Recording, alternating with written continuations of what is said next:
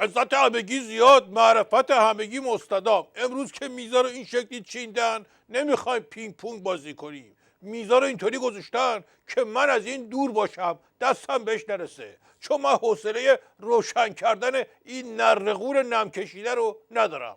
سلام عرض میکنم خدمت هر دو بزرگ و بزرگوار. خیلی خوش آمدید. خدمت بینندگان عزیز سلامت. زنده باشید. کسی تو حرف من نپره. من خودم دارم معرفی میکنم. این کیه؟ بهش میگم فؤاد گوریل. فرستادنش خارج یه چیزی بشه، برگشت چیزی نشد. اومد تو داخل شد چک نویس سعید امامی. اون تو دم و دستگاه اطلاعات مدارج ترقی رو طی کرد، بعد با یه شیشه آرسینیک برگشت پایی. این عرضه اونم نداشت، با اینکه دور و بر اطلاعات خیلی پلکید. نکته که آقای دکتر فرمودن شاید صحیح نباشه. تو خودت لوس نکن، پروندت روتر از این حرف هاست که از این افعا بیایی. چند سال میشناسمت. بدبختی. حالا ما با آقای دکتر هم دوست هستیم، در حقیقت داریم این نقش رو بازی میکنیم که نقد میکنیم صحبت آقای دکتر رو و حالا زیاد نمیخواد تعارف تیکه پاره بکنیم، پر رو میشه. بحث اصلی وضعیت عظما بعد از مذاکرات زهرخورون تو ژنوه. خود عظما که تو علن زیاد آفتابی نمیشه، یه سری اینا رو جمع کرد تو جلسه خصوصی، داستان ژنو بهشون گفت. خب تو بگو چی گفت؟ خب بحث ژنو رو شما ببینید چه اتفاقی افتاده.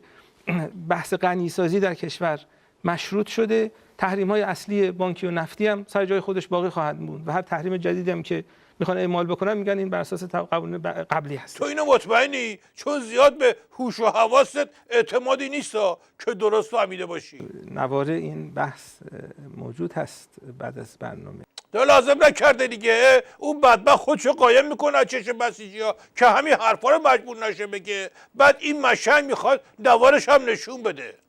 به نظرم شما اگه صحبت بکنید از اینکه چه راهکارهایی برای عملیاتی شدن این ما داشته باشیم و اگه نیازی به تغییرات تو داخل کشور ما داریم، تغییر دیدگاه‌ها، تغییر برنامه‌ریزی‌ها، رو این حرف بزنید، به نظرم بد نیست. متشکرم. اوه پیاز کالم خودشو قاطی میوه کرد. من نمیفهمم پشه ها قبل از اینکه ادیسون لامپو اختراع بکنه دوره چی جمع میشدن؟ خب الانم برای همونجا دیگه.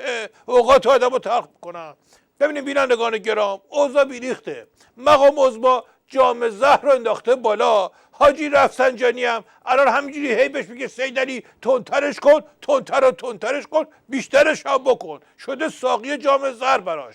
این سیخ زدانه رفسنجانی سر جام زهر از خود جام زهر هم بعضی وقتا بیشتر حال عظما رو میگیره میکنه تو شیشه. مرحوم عبوی همیشه میفرمودن مثلا بهادر عرض میکردم بله، میفرمودن که به گوسفنده گفتن چرا اینقدر دست سلاخ شکاری؟ به خاطر اینکه سر تو میبره. گفت نه، سر بریدنش که چیزی نیست، از اون بدتر اون مشتاییه که بعد از اینکه فوت کرد میکوبه تو شکمم.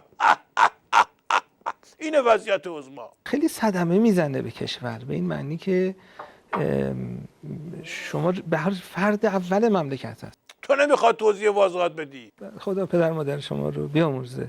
خدا اموات شما رو لابد آمرزیده دیگه که رفتن و از دست تحلیل‌های کشکید راحت شدن. لطف کردید. خیلی ممنونم آقای دکتر. تا هفته آینده خدا یار و نگهدارتون. خداحافظ. عزت همگی زیاد.